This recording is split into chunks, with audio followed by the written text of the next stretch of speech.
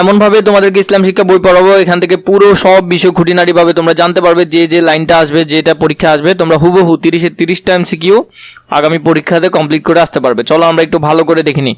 ইমান শব্দটি আমানুন শব্দ বা মূল ধাতু থেকে নির্গত। তাহলে আমানুন এটা একটু করে জেনে রাখবে, মাঝে মধ্যে কথায় আসে। এর অর্থ কি? অর্থটা খুবই গুরুত্বপূর্ণ। বিশ্বাস করা, আস্থা স্থাপন করা, স্বীকৃতি দেওয়া, নির্ভর করা, মেনে নেওয়া ইত্যাদি। ইসলামী পরিভাষায় শরীয়তে যাবতীয় বিধিবিধান অন্তরে বিশ্বাস করা, মুখে স্বীকার করা এবং তদনুযায়ী আমল করাকে ইমান বলে। ইমান কি? ক প্রশ্নে আসতে পারে, দেখবে একটু ভালো করে। ইমান হচ্ছে আল্লাহ তাআলার ফেরেশতাকুল, কিতাবসমূহ, রসুল সাল্লাল্লাহু আলাইহি সাল্লাম, রসুলগণ, পরকাল ও ভাগ্যের ভালো মন্দের ওপর তথা ভালো মন্দ আল্লাহ তাআলার উপর থেকে হয়, এর প্রতি বিশ্বাস করা। যেমন এটা মুসলিম শরীফের হাদিস, মনে রাখবে এটা। এই যে হাদিসগুলো আছে এগুলো তোমরা বিভিন্ন পরীক্ষার মাঝখানে দেওয়ার চেষ্টা করবে, সৃজনশীলের মাঝখানে, তাহলে বেশি লাভ হবে। ইসলামের মূল বিষয়ের প্রতি পূর্ণ বিশ্বাসকে ইমান বলা হয়। তাহলে এটাই হলো মূল কথা এখানের। আমি ইমান আনলাম আল্লাহর প্রতি, তার ফেরেশতাগণের প্রতি এবং কিতাবগুলোর প্রতি, তার রসুলগণের প্রতি, আখিরাতের প্রতি, তাকদীরের প্রতি, ভালো মন্দ আল্লাহ তাআলার নিকট থেকে হয় এবং মৃত্যু ও পুনরুত্থানের প্রতি। এইসব বিষয় ইমান আনলে, এইসব বিষয় প্রতি স্বীকার করলে তখনই হবে। ইমান অর্থ বিশ্বাস। ইমানের মূল বিষয়গুলোর প্রতি আন্তরিক বিশ্বাস, মৌখিক স্বীকৃতি ও তদনুযায়ী আমল করাকে ইমান বলা হয়। ইমান শব্দের অর্থটা আমরা জানলাম। 1 নম্বরে আল্লাহ তাআলার প্রতি বিশ্বাস করা। প্রথমেই আল্লাহর প্রতি বিশ্বাস রাখতে হবে। ইমানের সর্বপ্রথম ও সর্বপ্রধান বিষয় হলো আল্লাহর প্রতি বিশ্বাস। 2 নম্বরে ফেরেশতাগণের প্রতি বিশ্বাস থাকতে হবে, যেমন তারা নূরের তৈরি, এই বিষয় সম্পর্কে বিশ্বাস রাখতে হবে। তারা নারীও নন, পুরুষও নন। 3 নম্বর আসমানি কিতাবের প্রতি। আসমানি কিতাবসমূহ আল্লাহ তাআলার বাণী। দুনিয়াতে সর্বমোট 104খানা আসমানি কিতাব এসেছে। কত? 104খানা। এরপরে সকল সৃষ্টির মধ্যে তারই সর্বোচ্চ মর্যাদা অধিকারী। তার মানে তারাই হলো কি? রাসূল সাল্লাল্লাহু আলাইহি সাল্লামরাই হলো সৃষ্টির মধ্যে সবচেয়ে বেশি। এমনিতেও সৃষ্টির মধ্যে মানুষ সবচেয়ে বেশি মর্যাদার অধিকারী, তার মধ্যে রাসূল তারা হলেন আরও বেশি মর্যাদার অধিকারী। আখিরাত হলো পরকাল, আখিরাত জীবনের চিরস্থায়ী, মানে সেখানে আমাদের আজীবন থাকতে হবে, এর প্রতি বিশ্বাস রাখতে হবে। তাকদীরের প্রতি। তাকদীর অর্থ হলো নির্ধারিত পরিমাণ, ভাগ্য বা নিয়তি। আল্লাহ তাআলা মানুষের তাকদীরের নিয়ন্ত্রক। আল্লাহ তাআলা এগুলো কি করেন? নিয়ন্ত্রণ করেন। 7 মৃত্যুর পর পুনরুত্থান। মৃত্যুর সাথে সাথেই মানুষের জীবন শেষ হয় না, বরং মানব জীবনের 2 ভাগে বিভক্ত। তাহলে আমাদেরকে বিশ্বাস করতে হবে আমরা মানব জীবন আমাদের 2 ভাগে বিভক্ত, ইহকাল এবং পরকাল। ইহকাল হলো দুনিয়ার জীবন আর পরকাল হলো মৃত্যুর পরবর্তী জীবন। এই বিষয় সম্পর্কে আমাদের বিশ্বাস রাখতে হবে। এরপর টপিক 6 নম্বর কুফর। কুফর শব্দের অর্থ, আবিধানিক অর্থ হলো অস্বীকার করা, অবিশ্বাস করা, ঢেকে রাখা, গোপন করা, অকৃতজ্ঞতা প্রকাশ করা, অবাধ্য হওয়া। এটা হলো কুফরের অর্থ। কুফরের অর্থটা মনে রাখবে, এটা দিয়ে উদ্দীপক হতে পারে। কুফর দিয়ে উদ্দীপক হওয়ার সম্ভাবনা বেশি। ইসলামী পরিভাষায় আল্লাহ তাআলার মনোনীত দিন ইসলামের মৌলিক বিষয়গুলোর কোনো একটার প্রতি অবিশ্বাস করাকে কুফর বলা হয়। কুফর হলো ইমানের বিপরীত। তাহলে এটা হলো কি? ইমানের বিপরীত। ইসলামের মৌলিক বিষয়গুলোর বিশ্বাসের নামই হলো ইমান। ইসলামের মৌলিক বিষয়গুলোর বিশ্বাস করাকে ইমান বলে, আর এইসব বিশ্বাসের অবিশ্বাস করা কুফর। তাহলে ইমানের বিপরীত হলো কুফর। ইমানের বিপরীত হলো কি? কুফর। কাফির। কাফির কাকে বলা হবে এটা নিয়ে উদ্দীপক আসতে পারে। যে ব্যক্তি কুফরে লিপ্ত থাকে তাকে কাফির বলা হয়। অর্থাৎ কোনো ব্যক্তি যদি ইসলামের কোনো মৌলিক বিষয় অবিশ্বাস করে তখন তাকে কাফির বলা হয়। যদি ইসলামের কোনো একটা বিষয় সে অবিশ্বাস করে তাহলে তাকে কি বলবে? কাফির বলা হয়। কাফির অর্থ হলো অবিশ্বাসী, অস্বীকারী। মানুষ নানানভাবে কাফির বা অবিশ্বাসী হতে পারে। প্রথমটা থেকে আমরা জানতে পারি, কেউ যদি বলে আল্লাহ নেই এরকম কথা বলে তাহলে সে কাফির হয়ে যাবে। আল্লাহ তাআলা গুণবলীকে অস্বীকার করলে, মানে আল্লাহ কিছু সৃষ্টি করতে পারেন বা রিজিক দাতা না মানা, এগুলা করলে কি হয়ে যাবে? কাফির হয়ে যাবে। যেমন সালাত, সাওম এইসব বিষয়ের প্রতি বা ফেরেশতাদের প্রতি যদি অস্বীকার করে তাহলে কাফির হয়ে যাবে। হালালকে হারাম মনে করা, তাহলে হালালকে কেউ যদি হারাম মনে করে তাহলে সেটা কাফির হয়ে যাবে। হারামকে আবার হালাল মনে করা, যেমন মদ জুয়া এগুলাকে হালাল মনে করা। ইচ্ছাকৃত কাফিরদের শ্রেষ্ঠ মনে করে তাদের অনুকরণ বা তাদের ধর্মীয় চিহ্ন ব্যবহার করা। যেমন আমরা যদি কোনো ধরনের কাফের, একেবারে যেই হবে হোক, খেলোয়াড় হোক, যেই হবে হোক, আমরা যদি তাদের অনুকরণ করি বা তাদের কোনো ধরনের ধর্মীয় চিহ্ন আমরা নিজের গায়ের মধ্যে রাখি তাহলে আমরা কাফের হয়ে যাব। ইসলামের গুরুত্বপূর্ণ কোনো বিষয় নিয়ে ঠাট্টা বিদ্রুপ করা যাবে না। কাফেরের পরিণতি ও কুফল। মানব জীবনে কুফরের পরিণতি অত্যন্ত ভয়ানক। এরপরে হলো যে অবাধ্যতা ও অকৃতজ্ঞতা। কুফর মানুষের মধ্যে অবাধ্যতা ও কৃতজ্ঞতার জন্ম দেয়। খ নম্বর পাপাচার বৃদ্ধি। কাফির ব্যক্তি আল্লাহ তাআলার পরকাল, হাসর, মিজান, জান্নাত, জাহান্নাম ইত্যাদিতে অবিশ্বাস করে। হতাশা। কাফির ব্যক্তিরা বেশিরভাগ সময় হতাশায় ভোগে। অনৈতিকতার প্রসার। কুফর সমাজে অনৈতিকতার প্রসার ঘটায়। এই লাইনটা মনে রাখতে হবে। আল্লাহ তাআলার অসন্তুষ্টি, অনন্তকালের শাস্তি তারা ভোগ করবে। আর যারা কুফরি করবে এবং আমার নির্দেশগুলোকে অস্বীকার করবে তারাই জাহান্নামের অধিবাসী, সেখানে তারা চিরদিন থাকবে। সূরা আল বাকারা আয়াত 39। এরপরে 7 নম্বর টপিক, শিরক। শিরক শব্দের অর্থ হলো অংশীদার সাব্যস্ত করা, একাধিক স্রষ্টা বা উপাস্য বিশ্বাস করা। ইসলামী পরিভাষায় মহান আল্লাহ তাআলার সাথে কোনো ব্যক্তি বা বস্তুকে শরীক করা কিংবা তার সমতুল্য মনে করাকে শিরক বলা হয়। তাহলে শিরক হলো আল্লাহ তাআলার সমকক্ষ আমরা কোনো কিছু মনে করাকে কি হবে? শিরক বলবে।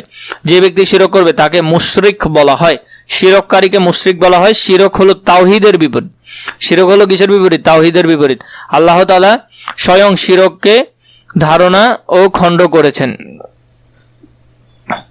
বলুন হে নবী, তিনি আল্লাহ এক ও দ্বিতীয়। সূরা আল ইখলাস আয়াত 1। অন্যত্র আল্লাহ তাআলা বলেন কোনো কিছুই তার সদৃশ্য নয়। সূরা আশ-শুরা আয়াত 11। এরপরে হলো যদি সেখানে আসমান ও জমিনে আল্লাহ ব্যতীত কোনো ইলাহ থাকতো তবে উভয় ধ্বংস হয়ে যেত। সূরা আল আম্বিয়া আয়াত 22। এরপরে এটা খুবই বেশি গুরুত্বপূর্ণ, এই অংশটা খুব বেশি গুরুত্বপূর্ণ। আল্লাহ তাআলার সাথে কাউকে অংশীদার করা নিঃসন্দেহে শিরক এবং জঘন্য অপরাধ। আল্লাহ তাআলার সত্তা ও অস্তিত্বে শিরক, যেমন ঈসা আলাইহিস সালামকে আল্লাহর পুত্র মনে করা, এটা উচ্চতর দক্ষতা আসতে পারে। যেমন এটা করলে কি হবে? শিরক হবে। আমরা যদি ঈসা আলাইহিস সালামকে আল্লাহর পুত্র মনে করি এটা শিরক হয়ে যাবে। আল্লাহ তাআলার গুণবলিতে শিরক করা, মানে আল্লাহ তাআলার কোনো গুণ নেই, আল্লাহ তাআলার পাশাপাশি অন্য কাউকে সৃষ্টিকর্তা বা রিজিকদাতা মনে করলে শিরক হয়ে যাবে। সৃষ্টি জগতের পরিচালনায় কাউকে আল্লাহর অংশীদারে বানানো, যেমন ফেরেশতাগণদের বা জগৎ পরিচালনা করে এরকম হিসেবে যদি চিহ্নিত করে তাহলে।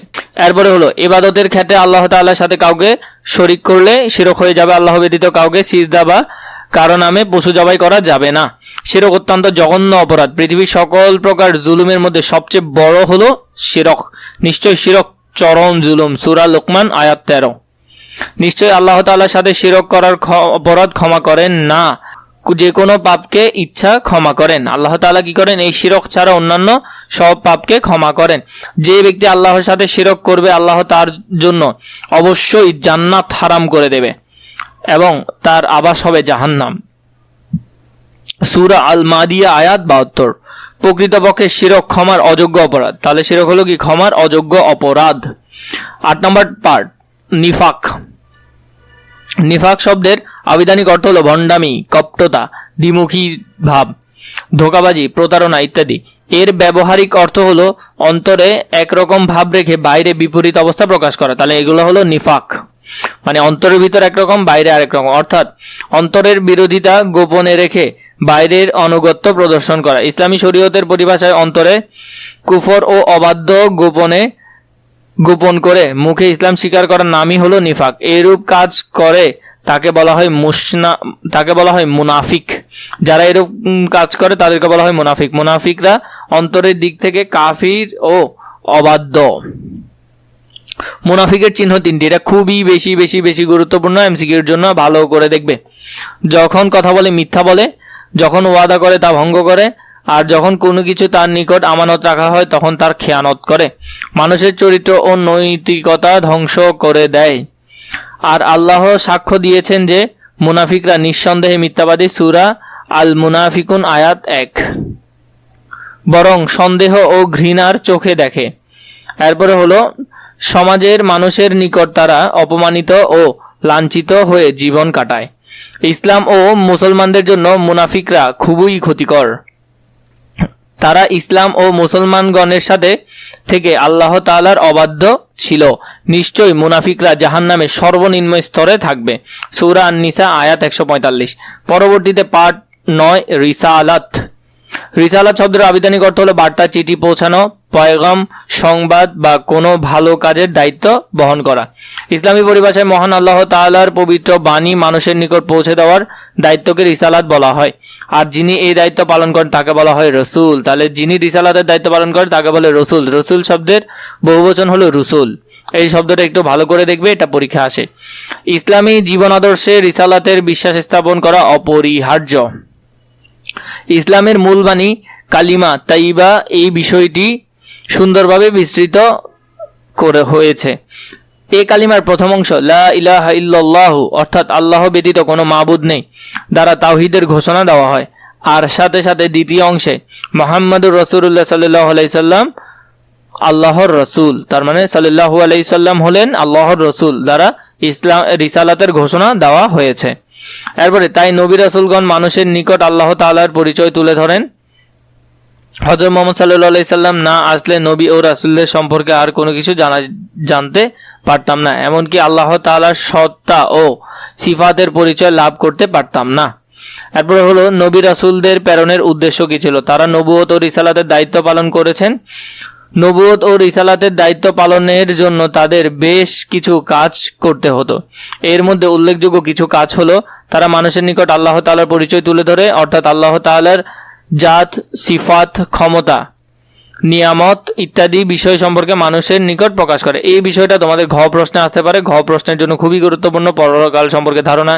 নবী রাসূলদের গুণবলী। নবী রাসূলরা ছিলেন আল্লাহ তাআলার মনোনীত বান্দা, স্বয়ং তাদের নবুয়ত ও রিসালাতের দায়িত্ব পালনের জন্য নির্বাচিত করেছেন। আল্লাহ তাআলা ফেরেশতাগণদের মধ্যে এবং মানুষদের মধ্যে থেকে রসুল মনোনীত করেন। আল্লাহ তো সর্বস্রষ্টা ও সম্যক দ্রষ্টা। সূরা আল হজ আয়াত ৭৫। একনিষ্ঠভাবে আল্লাহ তাআলার উপর প্রতি বিশ্বাস রাখা। তারা সব ধরনের পাপ পঙ্কিলতা থেকে পবিত্র ছিলেন। স্বয়ং আল্লাহ তাআলা তাদের সকল প্রকার অন্যায় ও অশ্লীলতা থেকে বাঁচিয়ে রাখতেন।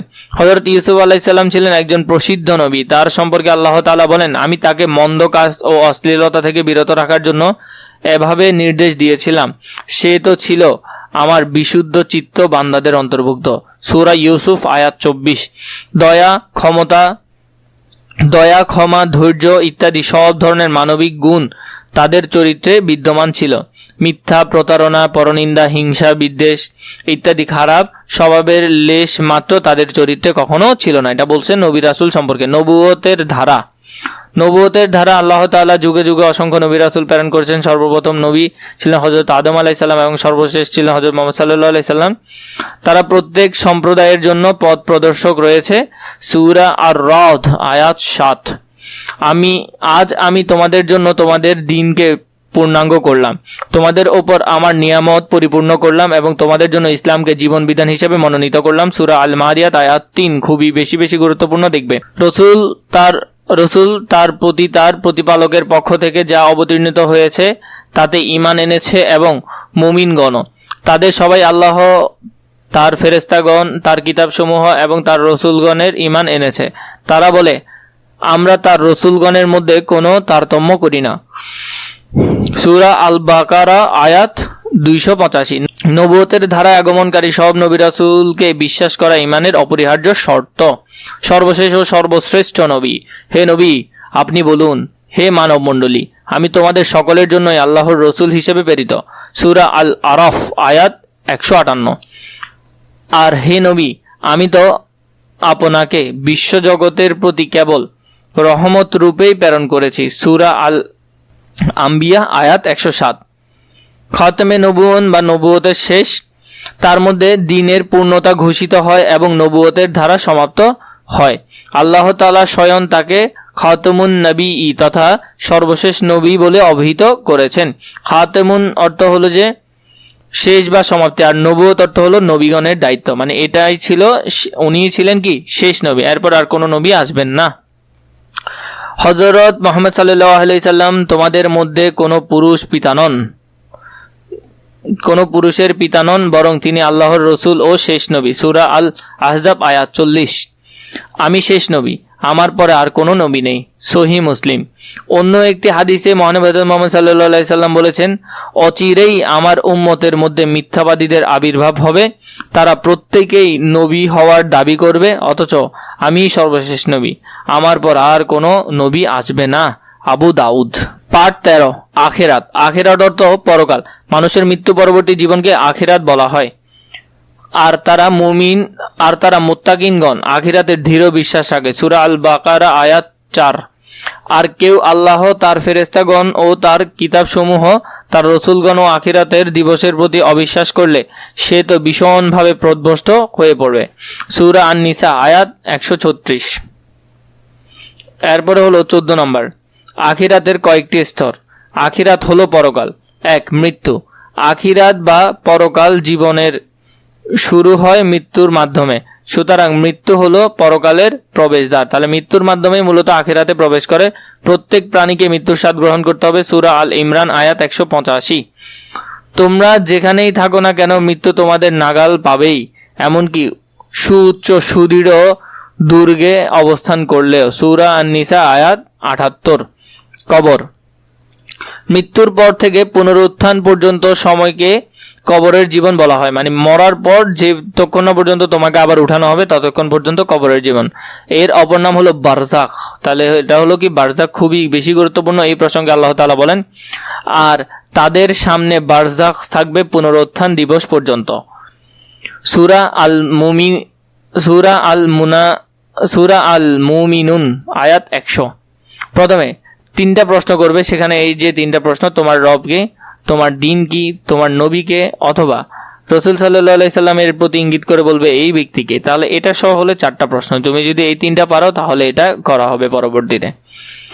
3 নাম্বার, কিয়ামত। আকাইদ শাস্ত্রে কিয়ামত বলতে 2টি অবস্থানকে বোঝানো হয়। কিয়ামত অর্থ হলো মহাপ্রলয়। সকল মানুষ গুমরাহি ও নফরমানিতে লিপ্ত হয়ে পড়বে। তার নির্দেশে হযরত ইসরাফিল আলাইহিস সালাম সিংহায় ফু দেবে, ফলে চন্দ্র সূর্য ও তারকারাজি খসে পড়বে। পাহাড় পর্বত তুলার ন্যায় উপরে উঠতে থাকবে। ভূগর্ভস্থ সব কিছু বের হয়ে যাবে। সকল প্রাণী মৃত্যুবরণ করবে এবং গোটা পৃথিবী ধ্বংস হয়ে যাবে। কিয়ামতের অন্য অর্থ দাঁড়ানো। কিয়ামত একে ইয়ামুল বা আস বা পুনরুত্থান দিবস বলা হয়। এটা খুবই গুরুত্বপূর্ণ, এটা ভালো করে দেখবে। আর সিংহায় ফু দেওয়া হবে, ফলে যাদের আল্লাহ ইচ্ছা করবে তাদের ব্যতীত আকাশমণ্ডলী ও পৃথিবীর সকল মুছরিত হয়ে যাবে। অতঃপর আবার সিংহায় ফু দেওয়া হবে, তখনই তারা দণ্ডায়মান হয়ে তাকাতে থাকবে। সূরা আজ-জুমার আয়াত 68। হাসর হলো মহাসমাবেশ। এই ময়দানে বিশাল ও সুবিন্যস্ত পৃথিবীর প্রথম থেকে শেষ পর্যন্ত সকল মানুষই সেই দিন এই মাঠে একত্রিত হবে। মানুষের এই মহাসমাবেশই হাসর বলা হয়। হাসর ময়দান হলো হিসাব নিকাশের দিন, জবাবদিহির দিন। তিনি আল্লাহ বিচার দিবসের মালিক। সূরা আল ফাতিহা আয়াত 3। সেই দিন আল্লাহ তাআলা আরশের ছায়া ব্যতীত আর কোনো ছায়া থাকবে না। মিজান। 5 নাম্বার, মিজান অর্থ হলো পরিমাপক যন্ত্র বা দাঁড়িপাল্লা। হাসরের ময়দানে মানুষের আমল নামা সমূহ ওজন করার জন্য আল্লাহ তাআলা যে পাল্লা প্রতিষ্ঠা করবে তার নামই মিজান। আর আমি কিয়ামতের দিন ন্যায় বিচারের মানদণ্ড স্থাপন করব। সূরা আল আম্বিয়া আয়াত 47।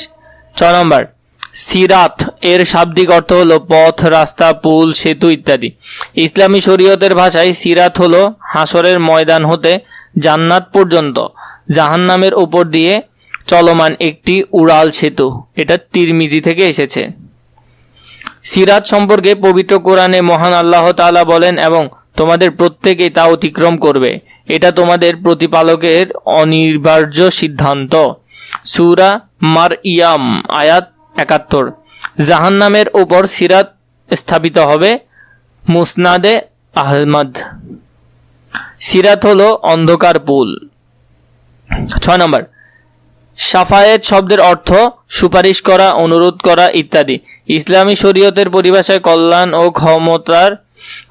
ক্ষমার জন্য আল্লাহ তাআলার নিকট নবী রাসূল ও নেক বান্দাগণের সুপারিশ করাকে শাফায়েত বলা হয়। হযরত আদম আলাইহিস সালাম, হযরত নূহ আলাইহিস সালাম, হযরত ইব্রাহিম আলাইহিস সালাম, হযরত মূসা আলাইহিস সালাম, ঈসা আলাইহিস সালাম এর নিকট উপস্থিত হয়ে হিসাব নিকাশের শুরু করার জন্য আল্লাহর নিকট শাফায়েত করতে বা অনুরোধ করবে। তারা সকলেই অপরাগত প্রকাশ করবে। এই অবস্থায় সকল মানুষ মহানবী হযরত মুহাম্মদ সাল্লাল্লাহু আলাইহি সাল্লাম এর নিকট উপস্থিত হবে। তখন মহানবী হযরত মুহাম্মদ সাল্লাল্লাহু আলাইহি সাল্লাম আল্লাহ তাআলার নিকট সুপারিশ করবেন। অন্যভাবে কিয়ামতের দিন পাপীদের ক্ষমা ও পুণ্যবানদের মর্যাদা বৃদ্ধির জন্য শাফায়েত করা হবে। নবী রাসূলগণ, ফেরেশতা, শাহাদাত, আলেম, হাফেজ ও শাফায়েতের সুযোগ পাবেন। আমাকে শাফায়েত করার অধিকার দেওয়া হয়েছে। সূরা বুখারী, মুসলিম। অন্য একটি হাদিসে রাসূল সাল্লাল্লাহু আলাইহি সাল্লাম বলেন, পৃথিবীতে যত ইট ও পাথর আছে আমি তার চেয়ে বেশি লোকের জন্য কিয়ামতের দিন শাফায়াত করব। অর্থ উদ্যান, বাগান, শুভ সুশোভিত কানন।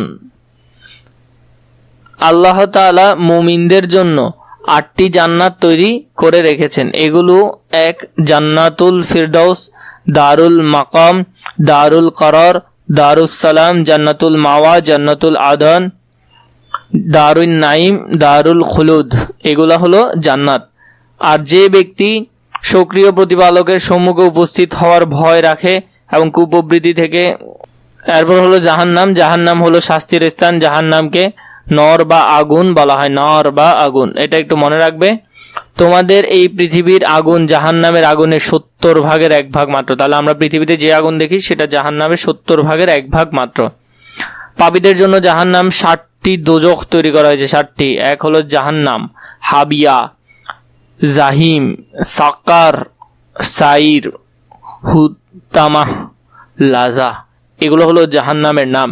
অনন্তর যে সীমা লঙ্ঘন করে এবং দুনিয়ার জীবনকে প্রাধান্য দেয়, জাহান্নামই হবে তার আবাস। সূরা আন নাজিয়াত আয়াত 37-39। এভাবে করে তোমাদের যদি অন্যান্য অধ্যায়গুলো প্রয়োজন হয় নিশ্চয়ই আমাকে কমেন্ট করে জানাবে, আমি তোমাদের জন্য সেগুলো ধারাবাহিকভাবে রেডি করবো ইনশাআল্লাহ।